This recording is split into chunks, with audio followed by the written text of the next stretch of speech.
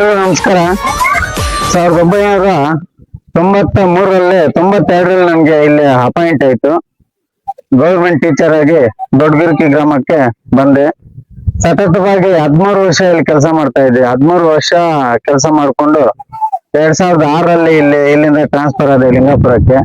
ಇಲ್ಲಿನ ವಿಶೇಷ ಏನಪ್ಪಾ ಅಂತಂದ್ರೆ, ಇದೇ ಕಟ್ಟೆ ಮೇಲೆ ನಮ್ದು ಈ ಕಾಂಗ್ರೆಸ್ ಸರ್ಕಲ್ ಇಂದ ಆ ಕಡೆ ವರ್ಗನಹಳ್ಳಿ ಅಂತ ಗ್ರಾಮ, ಅಲ್ಲಿಂದ ಇಲ್ಲಿಗೆ ಗಾಡಿಯಲ್ಲಿ ಇದೇ ಕಟ್ಟೆ ಮೇಲೆ ಬರ್ತಾ ಇದ್ದೆ.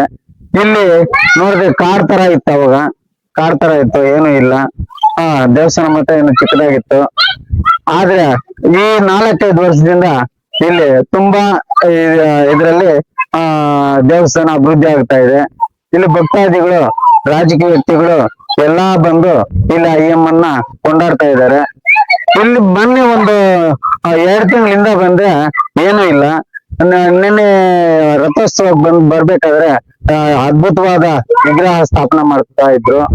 ತಿರ್ಗಾ ಇಲ್ಲಿ ಅರ್ಚಕರಾದ ರೆಡ್ಡಿಪ್ಪನವರು ನಾಳೆ ಹುಣ್ಣಿಮೆಗೆ ಬರ್ಬೇಕು ಅಂತ ಹೇಳಿದ್ರು. ಬಂದ್ವಿ. ಇವತ್ತು ಪೂಜೆಗೆ ಬಂದಿದ್ವಿ. ನಮ್ದೇ ಒಂದು ಸಂಸಾರದಲ್ಲಿ ಬಿರುಕು ಬಿಟ್ಟಿತ್ತು. ನೋಡಪ್ಪ, ನಾಳೆ ಭಾನುವಾರ ಆಗ ಪಂಚಾಯತಿ ಇದೆ, ಏನ್ ಸೇವೆ ಮಾಡೋದು, ಹಿಂಗಾಗ್ತಾ ಇದೆ ಅಂತ ಹೇಳಿದೆ. 9 ರೂಪಾಯಿಯನ್ನ ಮುಡುಪ್ ಕಟ್ಬಿಟ್ಟು ಅಲ್ಲಿ ಇಟ್ಟು ನ್ಯಾಯಕ್ಕೆ ಹೋಗ್ರಿ, ಪಂಚಾಯತಿಗೆ ಹೋಗ್ರಿ, ಅದು ನಿಮ್ಗೆ ಆಗತ್ತೆ ಅಂತ ಹೇಳಿದ್ರು.